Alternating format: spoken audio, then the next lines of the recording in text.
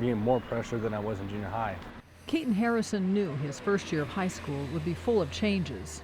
Kids with tattoos, kids smoking or something like that. But a year ago, neither he nor his mom, Doreen, could ever have imagined how their lives would be turned upside down.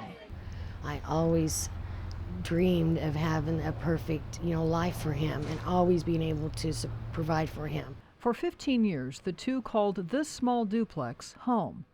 And then the changes began. I never, ever dreamed in a million years that this would happen to me. Doreen lost her job.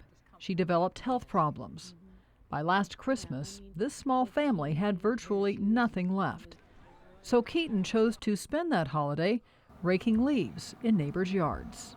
Couldn't have a tree. I didn't have any money for Christmas, not a cent.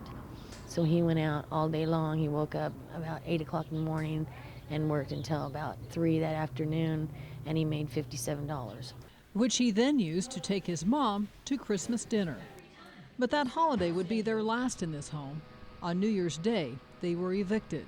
Within a few months, everything was gone. All we had was just 2 bags of clothes. I had my clothes and my son's clothes. We had lost everything else. Only Keaton's closest friends know just how much all of those changes altered Keaton's life. Or know that now when he boards the bus after school, he's taking a long ride. Sometimes, the buses, they don't always run on schedule. And an even longer walk home to the Bakersfield Homeless Center. That'll be like the worst day of my life. Their first night here, still a painful memory. Just walking in as a teenager, it's just... I pictured it like jail or something, just a lot of chaos and, real rough people, And boy, was I wrong. When I got here, I was really surprised.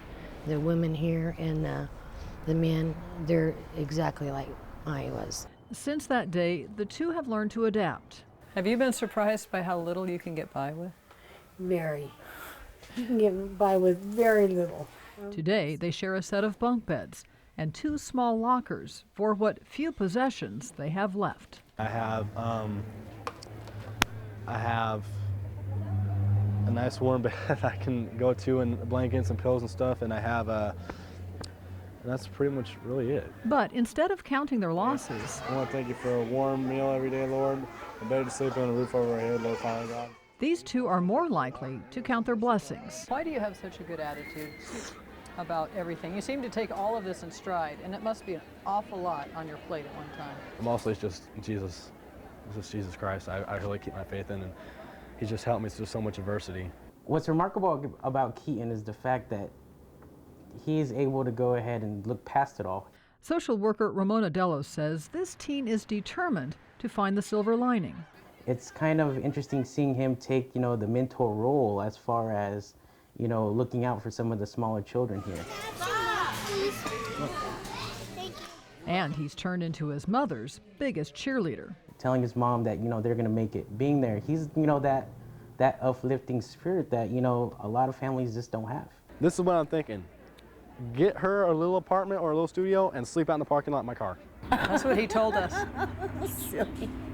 He's silly.